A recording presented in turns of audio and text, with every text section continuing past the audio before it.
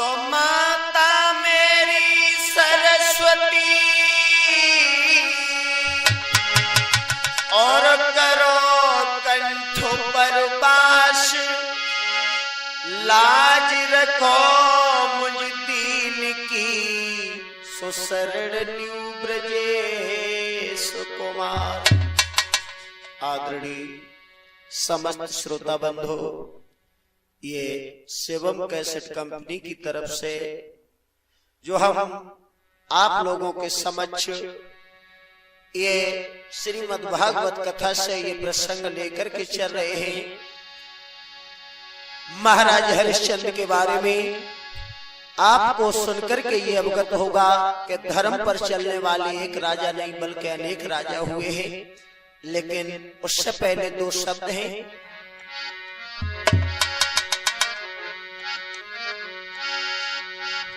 आरे नैया लगइयो पार, प्रभु जी मेरी नैया लगाए दो पार।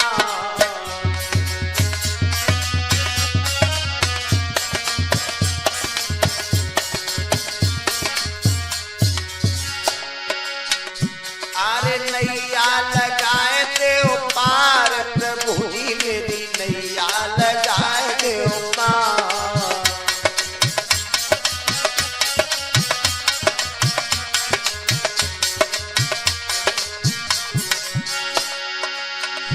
अरे गहरी नदिया नाव पुरानी,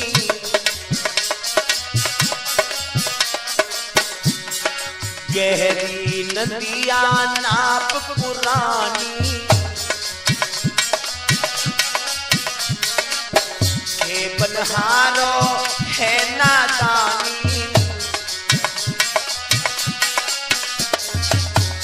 अरे करे देव भव से पार, प्रभु मेरी नैया लगाए देव पार।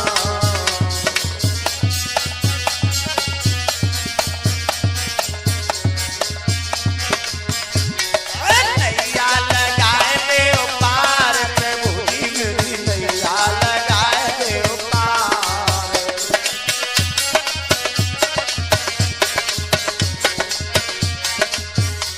ए नैया लगइयो निक पार, प्रभु जी मेरी नैया लगाए देव पार।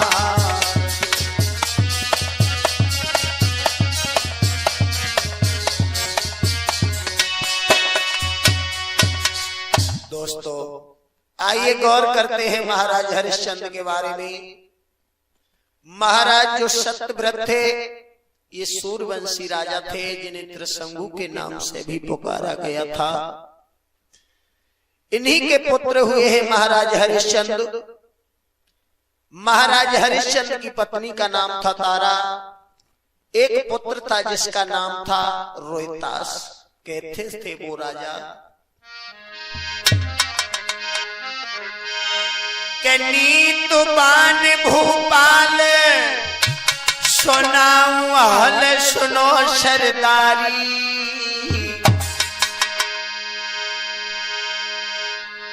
और पति बिरता प्राणन प्यारी, लेके तारा बते रानी।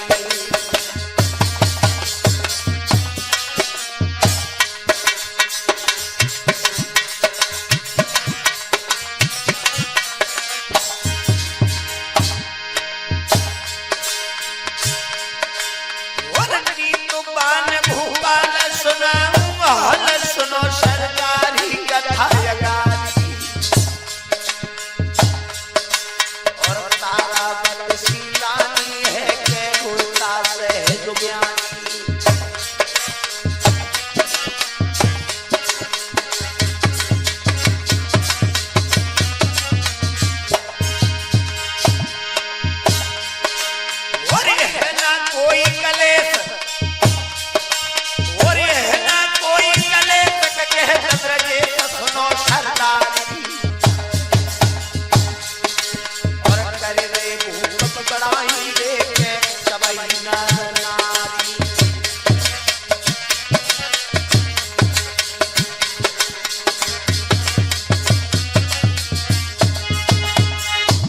महाराज हरिश्चंद्र जिनकी पत्नी का नाम था तारा, एक पुत्र था जिसका नाम था रोहितास, धर्म के साथ अयोध्या के बीच में रह रहे थे। महाराज हरिश्चंद्र राज कर रहे थे। लिखा तो यहां तक है कि महाराज हरिश्चंद्र के दरबार पर कोई भी भिखारी, कोई अतिथि आ जाए, यदि कुछ मांगता है तो वो खाली हाथ लौट करके नहीं जाता है, कुछ न कुछ लेकर के जाता है। दोस्तों, इस बात में महाराज की बड़ाई होने लगी।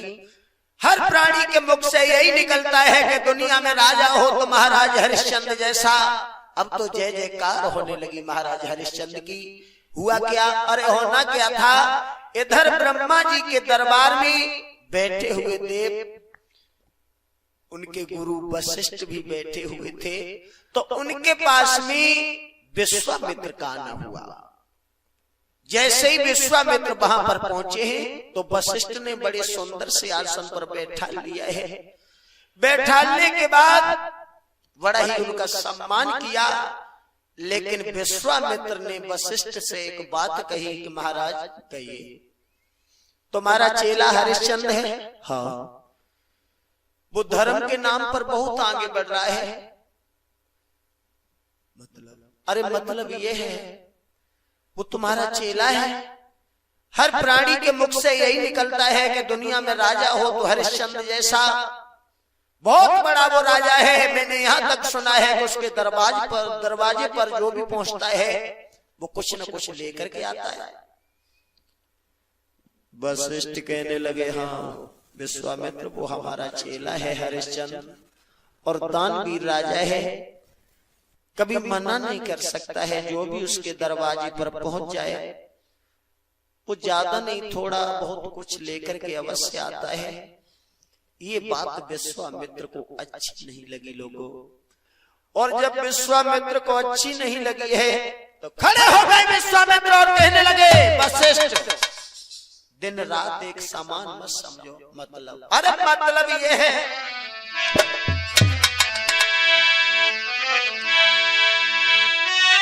कैसा तू होता है व्रत होता है, और पर सीमा शक्ति रहती है। संयू और सावन भादों के दिन पाचन मिया भी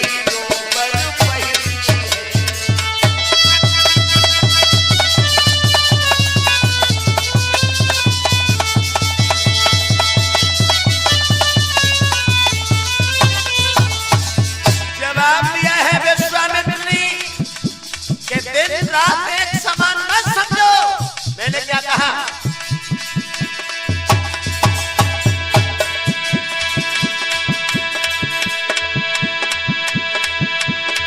सोना क्या खूब चमकता है,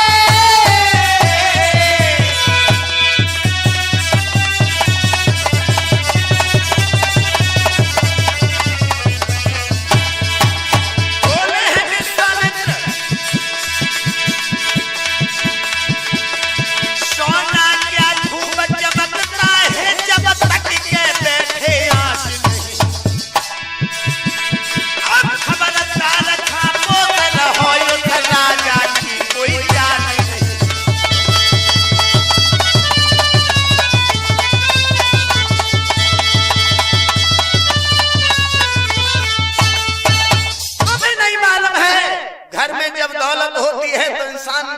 करने में कंजूसी नहीं करता है, और जब तक पैर में ठोकर नहीं लगती है तब तक वो पैर उठा के नहीं रखता है। वशिष्ठ कहने लगे, आखिर तुम कहना क्या चाहते हो? विश्वामित्र कहने लगे, कहना तो मैं ये चाहता हूं अनुज, अगर तुम्हें बुरा न लगे तो हम तुम्हारे चेला की परीक्षा ले लें। वशिष्ठ कहने लगे, हमारे चेला की परीक्षा? अरे ये तुम क्या कह रहे हो? अगर तुम्हें हमारी बात पर विश्वास नहीं है तो जाओ, जैसे भी उचित समझो वैसे हमारी चेला की परीक्षा लो। दोस्तों, वही हुआ। वैसे तो बरसों तक विश्वामित्र में और वशिष्ठ में लड़ाई होती रही। उसके बाद में वशिष्ठ कहने लगे, जाओ जैसे भी उचित समझो वैसे हमारे चेला की परीक्षा लो। उसी समय विश्वामित्र जो थे दोस्तों अपने भेष में नहीं गए। लिखा तो यहां तक है,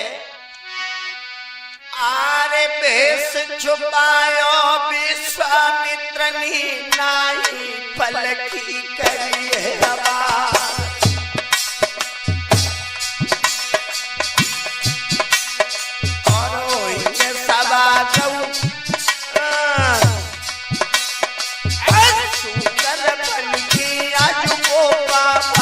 पहुंचे राजा के बन आई।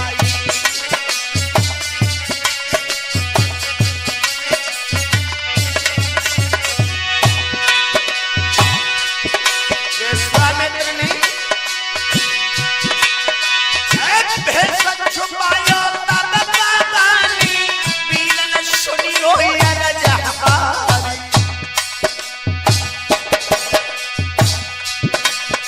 और सुंदर बन की आज वो बाबा पहुंचे बन के बीच मंझार।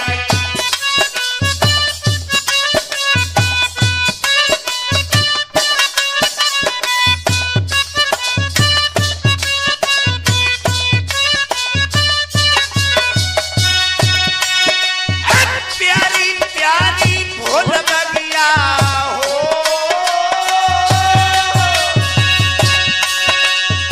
प्यारी प्यारी भोल बगिया के सुवर्ण सबही तैसी उगार। अरे बहाजे माली मारन काजे सुकर घूम परो तो भरनाई।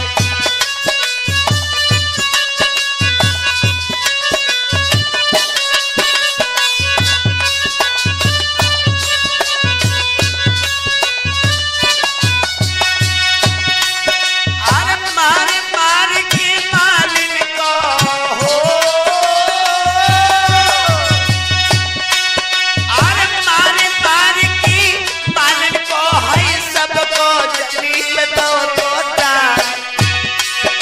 अरे एक माली साबित बच गो बहुपति नो जमीन पे जा।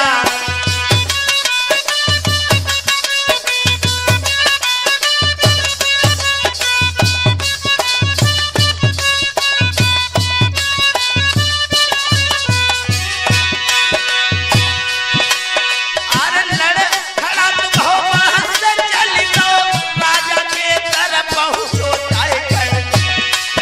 अरे आप देखो जब माली तो राजा के होश बिगड़ गए जाए।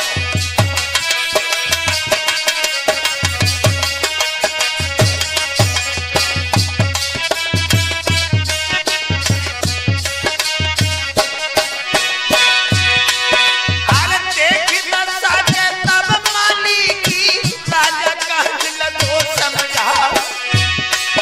अरे कौन बहबई सर पे ढूंढे साथी हमको दे बदला।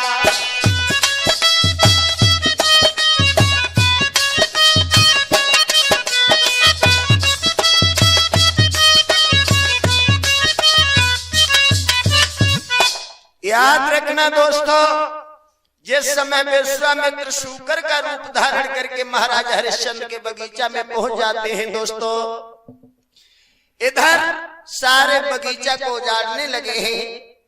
माली लोग मारने के लिए दौड़े हैं तो मालियों को घायल कर दिया। अंत में हुआ ये, जो मुख्य माली बाग का था उसे भी घायल कर दिया। शाम के समय लंगड़ाता हुआ वो माली महाराज हरिश्चंद्र के दरबार में पहुंच गया। दोनों हाथ जोड़े और कहने लगा, महाराज की जय हो, महाराज की जय हो। महाराज हरिश्चंद्र ने जैसे ही माली को देखा कहने लगे, तुम यहाँ और तुम्हारी ये दशा क्या है? आंखों में आंसू भर के कहने लगा, श्रीमान सच ये है, जो इतनी मेहनत से बगीचा लगाया था वो एक सूकर ने आकर के उजाड़ दिया है। क्या एक सूकर ने आकर के बगीचा को उजाड़ दिया? अरे तुमने उसे मारा नहीं? जवाब दिया, मैंने मारा तभी तो ये हमारी दशा है। महाराज हरिश्चंद्र कहने लगे, आखिर में ये बताओ तुम क्या चाहते हो? दोनों हाथ जोड़ करके पैरों पे पड़ के कहने लगा वो माली कि श्रीमन मेरा तो विचार सिर्फ यही है, फौज को ले चलो और उस सूकर का चल करके वध करो। दोस्तों जो इतने शब्द सुने हैं तो महाराज हरिश्चंद्र ने देखा है कि संध्या का समय है और संध्या के समय किसी की आत्मा को कष्ट देना ये उचित नहीं है। एक विद्वान ने तो यहाँ तक लिखा है कि जब होवे शाम को बकरे दुख दीजे मती का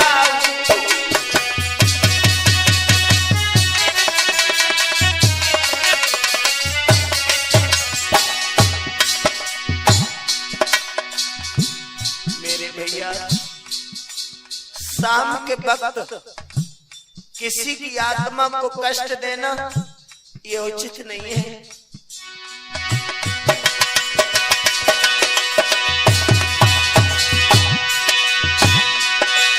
जब हो गए शाम को बदले दुख दीजे मन जाऊं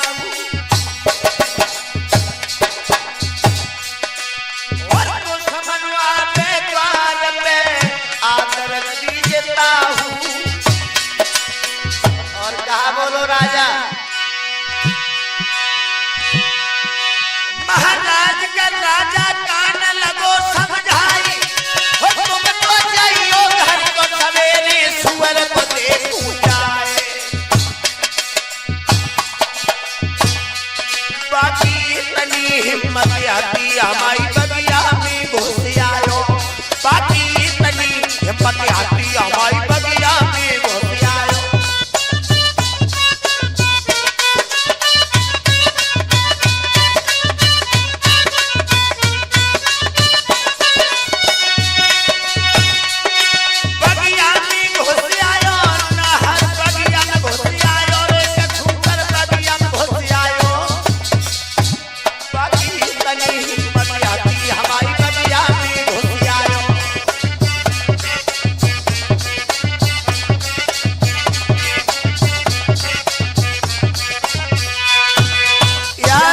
दोस्तों जिस समय महाराज हरिश्चंद्र कहने लगे देखो शाम के वक्त किसी की आत्मा को कष्ट देना ये उचित नहीं है, ऐसा करो माली तुम जाओ सवेरा जब होगा तब हम उस सूकर को देखेंगे कैसा बलशाली सूकर है जिसने हमारे बगीचा को उजाड़ दिया है, रात भर लेट करके विश्राम किया है। दोस्तों सवेरा जब हुआ है तो महाराज हरिश्चंद्र ने फौज सजाई और चारों तरफ से बगीचा को घेरा। ऐसा ही नहीं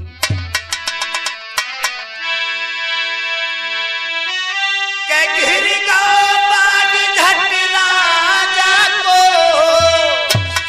हार चला गनते सरदारन से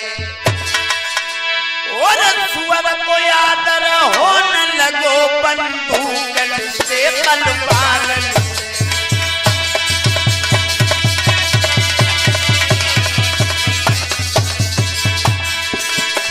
घेर लिया है चारों तरफ से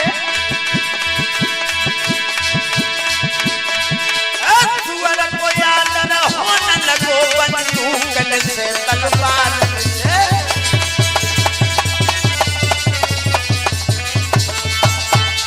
याद रखना चारों तरफ से बगीचा को घेर लिया है। महाराज हरिश्चंद्र कहने लगे सिपाहियों अगर किसी के पास सूकर होकर के जीवित निकल गया ना तो हम उस सिपाही को जीवित नहीं छोड़ेंगे। इधर विश्वामित्र सोचने लगे अगर मैं किसी सिपाही के पास होकर के गए ना तो इसकी मौत आ जाएगी, इसलिए वहां से दौड़े और महाराज हरिश्चंद्र जो तलवार लिए हुए खड़े थे उन्हीं के पैरों से निकल गए। महाराज ने तलवार चलाई लेकिन वो तलवार खाली निकल गई। पीछे से घोड़ा को दौड़ा दिया, सूकर आगे है, महाराज हरिश्चंद्र पीछे हैं, भागते हुए जा रहे हैं लेकिन वो सूकर काफी दूर निकल गया। जब काफी दूर निकल गया इधर महाराज घोड़ा पर सवार होकर के उसके पीछे पीछे दौड़ रहे हैं। इधर क्या देखा विश्वामित्र ने कि हरिश्चंद्र बहुत पीछे हैं, अब हमें अपने रूप को बदलना चाहिए। जो सूकर बने थे विश्वामित्र वो एक महात्मा बन गए और महात्मा बनने के बाद में उसी रास्ता से गुजरने लगे। तब तक हरिश्चंद्र आ गए और कहने लगे, स्वामी जी कहिए, आपने यहाँ से सूकर को भागते हुए देखा क्या? सूकर? क्या करेंगे आप सूकर का? हरिश्चंद्र कहने लगे, स्वामी जी उसने मेरे बगीचा को उजाड़ दिया। विश्वामित्र कहने लगे, तुम्हारा नाम क्या है? जवाब दिया, मेरा नाम हरिश्चंद्र है। हरिश्चंद्र? अरे पागल हो, हरिश्चंद्र तो बहुत बड़ा दानी राजा है और वो एक सूकर का पीछा करेगा? जवाब दिया, नहीं मेरा ही नाम हरिश्चंद्र है। विश्वामित्र कहने लगे, पागल बना रहा है, अरे तू हरिश्चंद्र नहीं है। हरिश्चंद्र कभी सूकर का पीछा नहीं करेगा। जवाब दिया, श्रीमन स्वामी जी मेरा ही नाम हरिश्चंद्र है, उसने मेरे बगीचा को उजाड़ दिया, इसलिए मैं उसे मारने के लिए दौड़ रहा हूँ। विश्वामित्र कहने लगे, तेरा तो बहुत बड़ा नाम है, सच ये है तू हरिश्चंद्र नहीं है? जवाब दिया, मेरा ही नाम हरिश्चंद्र है, मुझे समाज के लोग दानवीर हरिश्चंद्र कह करके पुकारते हैं। विश्वामित्र कहने लगे, मैं तो तेरे ही पास जा रहा था और कहा, बोले तू हरिश्चंद्र है?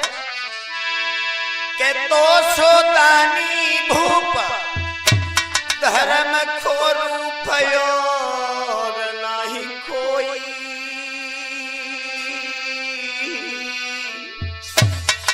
और राजा और तेरी 100 को सन सतबादी के उड़ गई है खसबोई।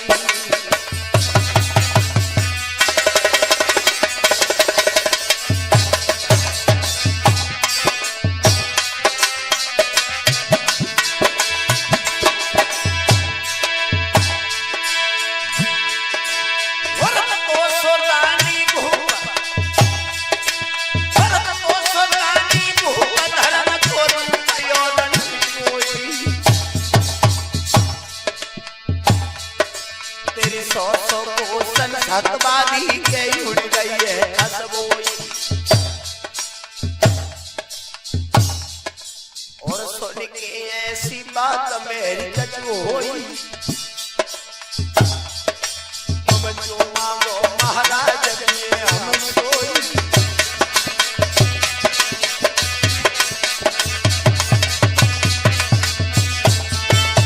जिस समय ये कहा है तेरा बहुत बड़ा नाम है और तेरे दरबार में जो भी पहुंच जाता है वो कभी खाली हाथ लौट करके नहीं आता है।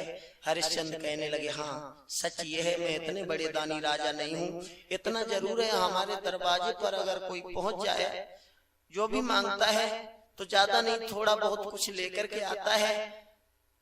तुम हमारे दरवाजे पर चलो, आप जो भी मांगोगे मैं वही दूंगा।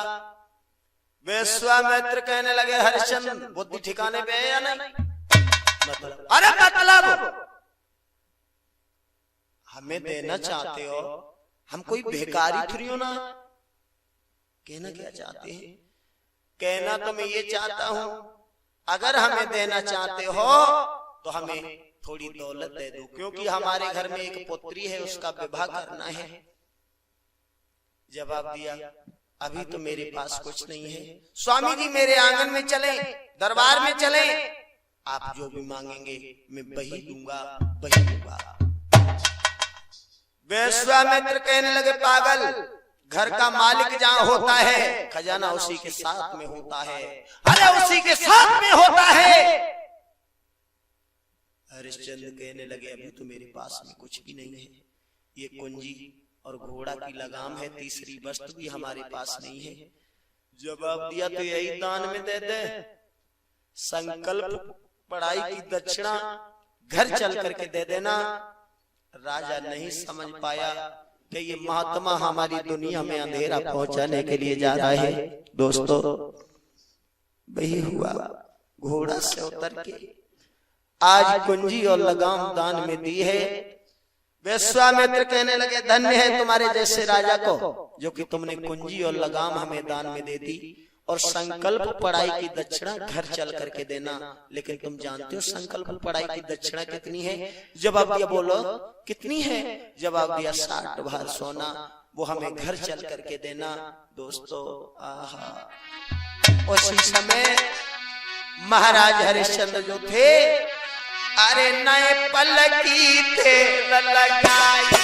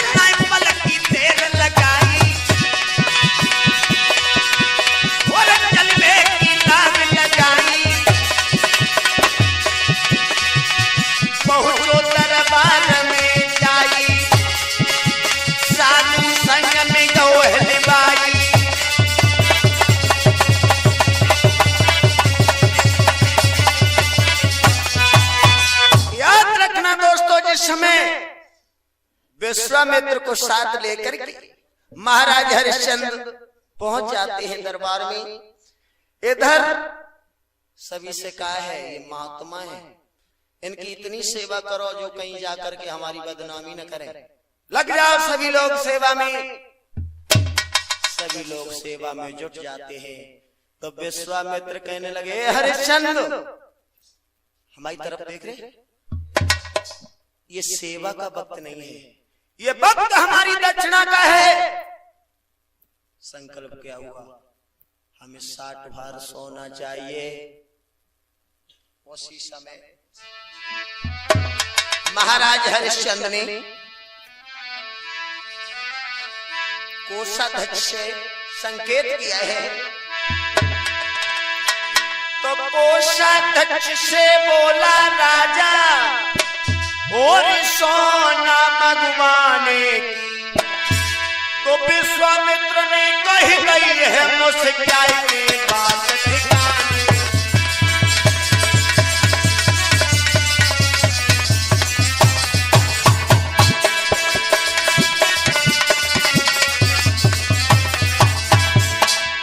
जिस समय कोषाध्यक्ष से कहा है जाओ ये लोग पकड़ो खजाने की चाबी बलराम, और जाकर के 60 भार सोना ले आओ और महात्मा जी के हाथ पर रख दो।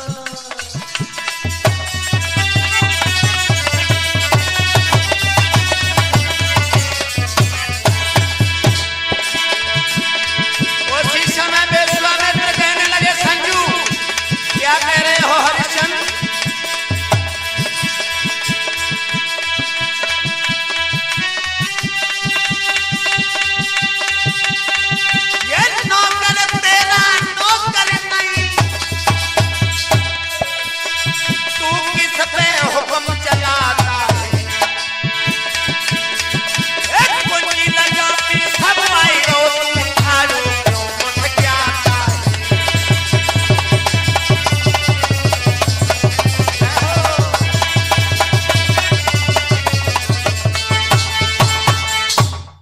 याद रखना दोस्तों, जिस समय ये कहा है हे हरिश्चंद्र जब कुंजी लगाम दान में हमें दे चुके हो तो तुम्हारे पास रह किया गया है ये खजाना, ये जितने भी लोग हैं, ये राज्य सब मेरा हो चुका है।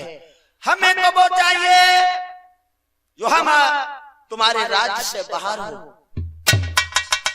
क्या पैरों तले धरती खिसक गई दोस्तों। हरिश्चंद्र सोचने लगे ये क्या हुआ, कुंजी लगाम में सब राज्य आ गया, ये प्रजा भी स्वामी जी की हो चुकी है। खैर कोई बात नहीं स्वामी जी, अगर ये बात है तो मैं भी तुम्हारी प्रजा के समान हूं। जब आप ये नई संकल्प किया हुआ था, अरे हमें 60 भार सोना चाहिए, या तो हमसे मना कर दो कि हम नहीं दे पाएंगे, हम यहां से चले जाएंगे। और विश्वामित्र क्या बोले, ओरे राजा अब राजा धर्म को हारोगे मुझे कहियो बचन करा बोले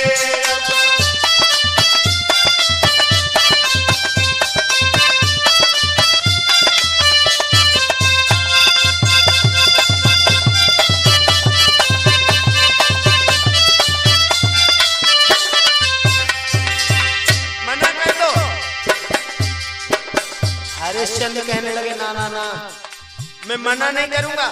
विश्वामित्र कहने लगे मना नहीं करोगे तो क्या कह रहे बोलते क्यों नहीं बोलो ना।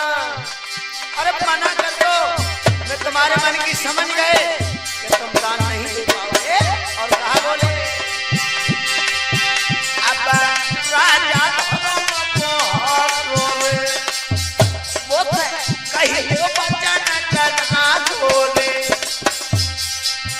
हम अब ही करेंगे ना बोले नहीं बिगड़ो कछु तुम्हारो रे राजा।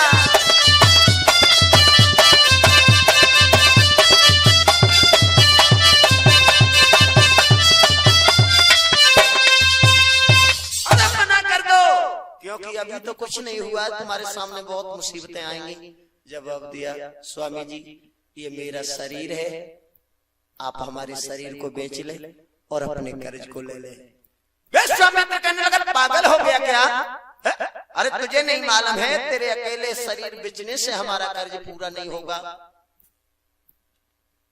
दोनों हाथ जोड़ के पैरों पर गिर पड़े और कहने लगे स्वामी जी अगर हमारे बेचने से भी तुम्हारा कर्ज पूरा नहीं होता है तो हमारी एक पत्नी है एक हमारा पुत्र है जिसका नाम है रोहितास आप उसे भी बेच ले। जवाब दिया पागल हो गया क्या? अरे पत्नी की बात कर रहा है और पागल ऐसी दुनिया में औरत कौन होगी जो अपने पति के साथ में बिकने के लिए तैयार हो जाए। जवाब दिया नहीं स्वामी जी वो हमारी पतिव्रता स्त्री है आप चिंता न करें वो बिकने के लिए तैयार हो जाएगी। विश्वामित्र कहने लगे हमें इससे कोई मतलब नहीं जाओ अपनी पत्नी से पूछ के आओ। उसी समय महाराज हरिश्चंद्र जो थे वो वहां से चलते हैं दोस्तों।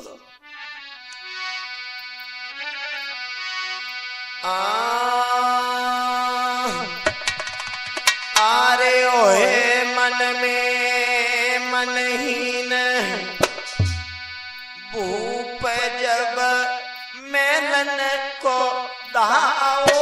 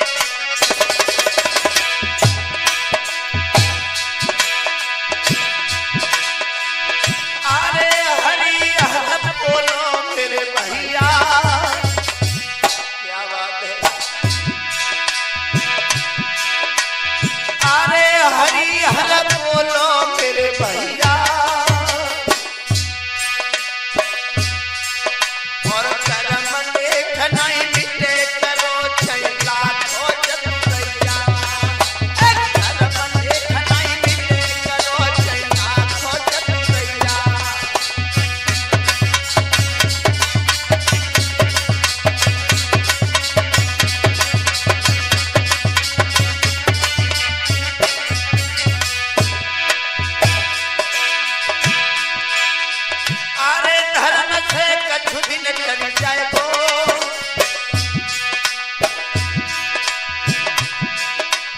अरे धर्म से कछु दिन टल जाए गो, और एक दिन जाए है फूटी घड़ा जब वापस भर जाए गो। अरे एक दिन जाए गो फूटी घड़ा जब वापस भर जाए गो।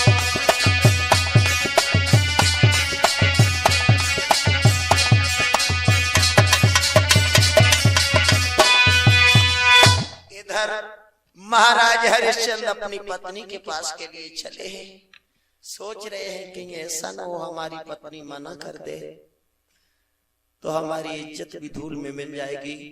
और जैसे ही अपने पति को उस पतिव्रता ने आते हुए देखा है दोस्तों, हुआ क्या, आज अपने पति के चेहरा की तरफ देख करके मन ही मन में सोचने लगी, स्वामी आज हमारे बड़े उदास आ रहे हैं।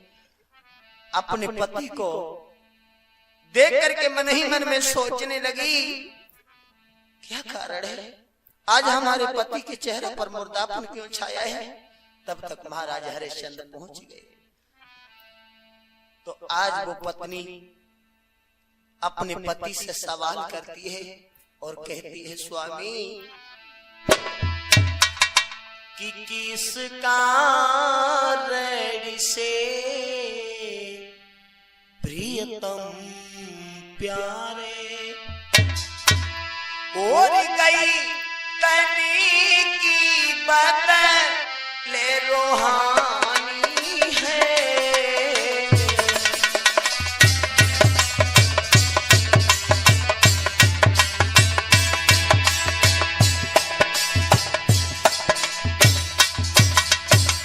बोली है आज वो पतिव्रता स्त्री,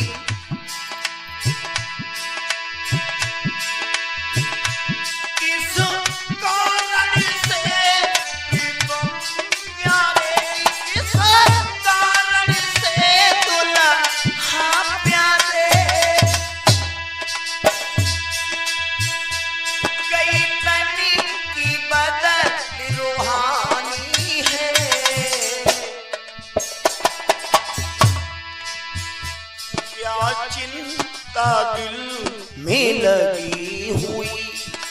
बोली क्या चिंता दिल में लगी हुई, चेहरे को ढलकी जो पानी है।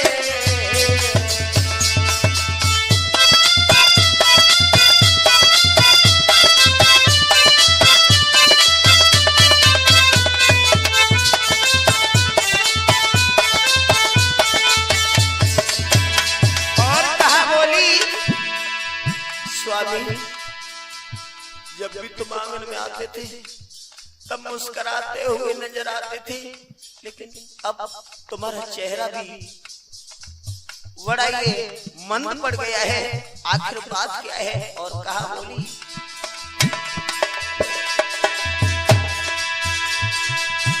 क्या भूखा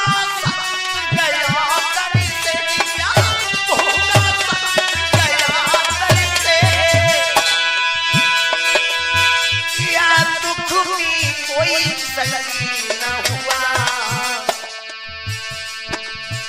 जिस कारण से दुल्हा प्यारे, जिस कारण से सजना प्यारे, ये चेहरा हाई गमगीन हुआ।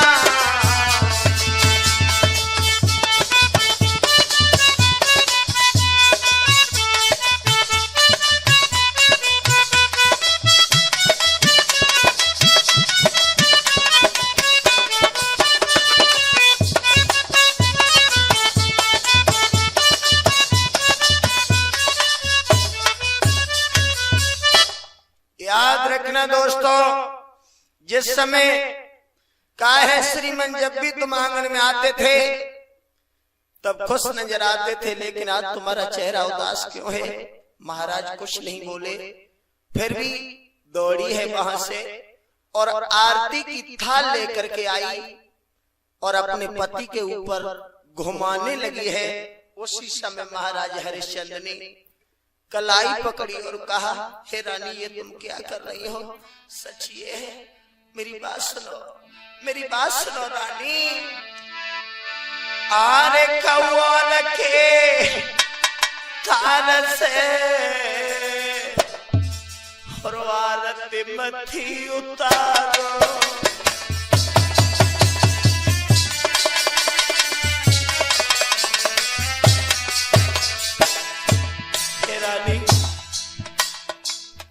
ये तुम क्या कर रही हो? इस थाल के ऊपर आपका अधिकार नहीं रहा।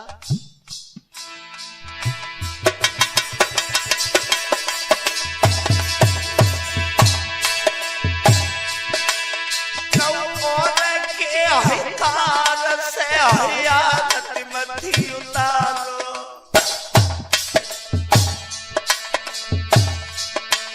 धर्म मान सबरो छूटी गो रे,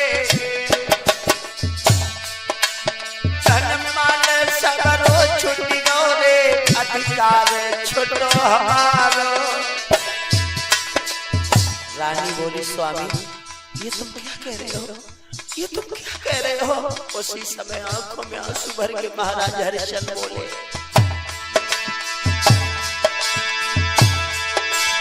महाराज भूप की लगी भर गई है और आंख में आंसू भर की बात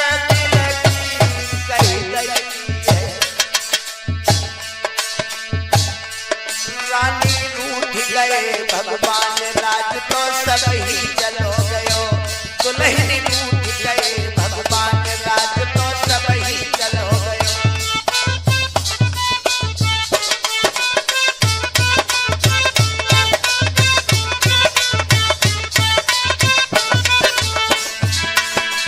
सब ही चलो गयो राज तो सब ही चलो गयो रे, राज तो सब ही चलो गयो। भगवान राज तो सब ही चलो गयो।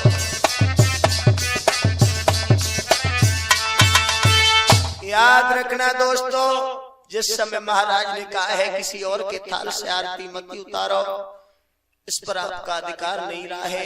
एक महात्मा के चक्कर में पड़ने के बाद सारा राज्य चला गया। आज पतिव्रता कहती है स्वामी राज्य चला गया, उसके दुख में आप इतने उदास हो। अरे राज्य चला जाने दो। जवाब दिया, वो बात नहीं है। फिर कौन सी बात है? कहने लगे, दुख केवल इस बात का है, राज्य चला गया उसका दुख हमें नहीं है। दुख केवल इस बात का है मेरी प्यारी रानी, उनके संकल्प पढ़ाई की दक्षिणा 7 भार सोना अभी बाकी है। हे रानी, क्या तुम मेरे साथ में बिकने के लिए तैयार हो? जवाब दिया, स्वामी शायद तुम एक बात नहीं जानते हो, सर्वप्रथम इस शरीर के ऊपर आपका अधिकार है। मैं बिकने के लिए तैयार हूं। धन्य है ऐसी घर की नारी को जिसने अपने पति के चेहरा की उदास देख कर की और कहा है मैं बेचने के लिए तैयार हूं। काफी देर हो गई। उसी समय रोहतास भी भाग करके आ जाता है, आवाज लगाने लगा, पिताजी घर में क्या हो रहा है? द्वार पर एक महात्मा खड़े हैं, वो बार बार ये कह रहे हैं कि हरिश्चंद्र ने मेरे कर्ज को अदा नहीं किया। पिताजी आप बेच जाओ, हमको बेच दो। अरे मेरी माँ को बेच दो, लेकिन उस महात्मा के कर्ज को दे दो। मैंने क्या कहा? सच ये है पिताजी, जो इंसान कर्जीला होता है वो समाज में मुंह उठा करके कभी बात नहीं कर पाता है। आगे बढ़ करके रोहतास को महाराज ने गोद में उठा लिया। बेटा धन्य है मेरे घर के सपूत, मैं बड़ा पापी हूँ जो आज तुम्हें बेचने के लिए जा रहा हूँ। रानी से कहा है अब देर मत करो, ये राशि वस्त्रों को उतार के रख दो, फटे पुराने वस्त्र धारण करो। भाइयों, फटे पुराने वस्त्र धारण करने के बाद में महाराज हरिश्चंद्र, रानी तारा, पुत्र रोहतास वहां से चलते हैं और विश्वामित्र के पास में आ जाते हैं। आगे क्या हुआ आइए गौर करते हैं शिवम कैसेट में। जब विश्वामित्र के पास में पहुंच जाते हैं हरिश्चंद्र, विश्वामित्र कहने लगे यही है तुम्हारी रानी? जवाब दिया हाँ यही है हमारी रानी। अरे हमें इससे कोई मतलब नहीं, तुम तीनों प्राणी बिकने के लिए तैयार हो जाओ। शर्त एक और है, तुम यहाँ के राजा बने रहे, तुम्हें यहाँ कोई नहीं खरीद सकता है, मैं तुम्हें काशी में चल करके बेचूंगा। दोस्तों इधर रानी की आंखों में आंसू आ गए, सोचने लगी कि मैं कभी घर से आंगन से बाहर नहीं निकली, भला काशी तो बहुत दूर है, वहां तक कैसे पैदल चलूंगी, कैसे हमारा पुत्र रोहितास पैदल चलेगा। रोने लगी, अपने परिवारियों की तरफ देख करके रोने लगी, सोचने लगी आज हमारे परिवार ही भी छूट रहे हैं। दोस्तों उसी समय महाराज हरिश्चंद्र ने समझाया पागल न बनो रानी, के व्याकुल देखी नारी भूपयुर धारी कही तब मानी, और तू किन को कर रही मोह पागली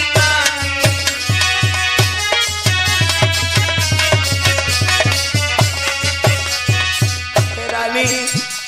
मोह माया को त्याग दे, मोह माया को त्याग दे। मैंने क्या कहा?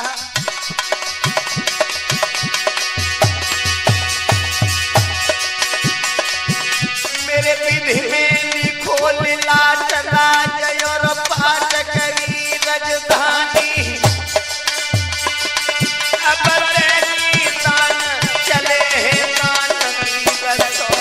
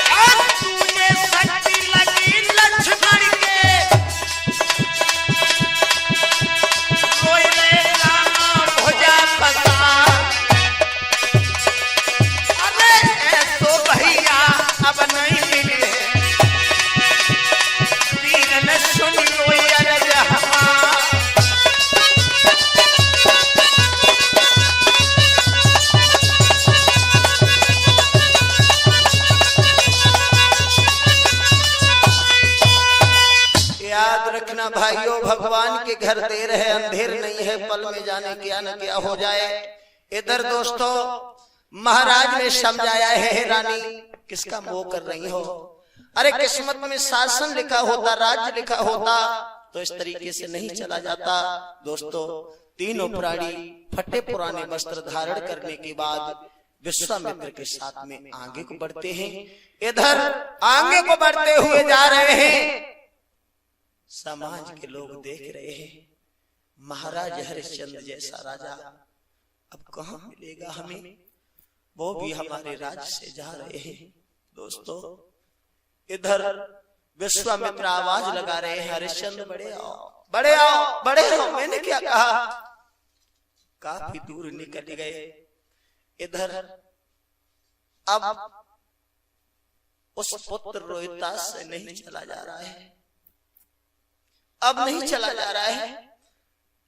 इधर काफी दूर निकल गए, लेकिन रोहितास जो था प्यास की वजह से जमीन पे पछाड़ खाते गिर गया।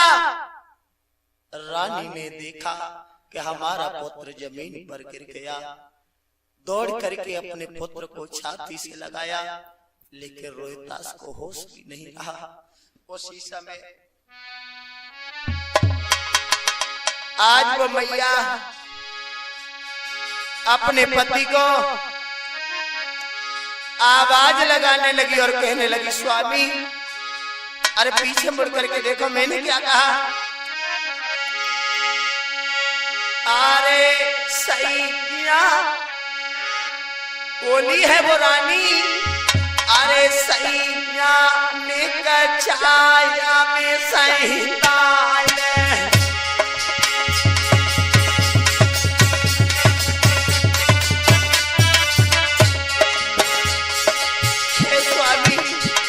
पीछे मुड़ करके देखो, वो तो रोता सी अमीर पर गिर गया।